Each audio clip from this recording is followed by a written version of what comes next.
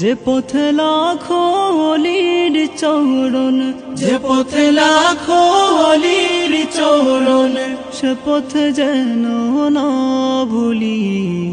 জিন্দাবাদ জিন্দাবাদ সিলসিলায়ে ফুলতলি, জিন্দাবাদ জিন্দাবাদ সিলসিলায়ে ফুলতলি।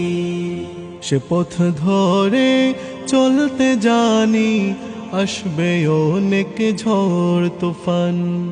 সব বাতিলের ভাঙতে প্রাচীর, প্রস্তুত আছে লাখো প্রাণ।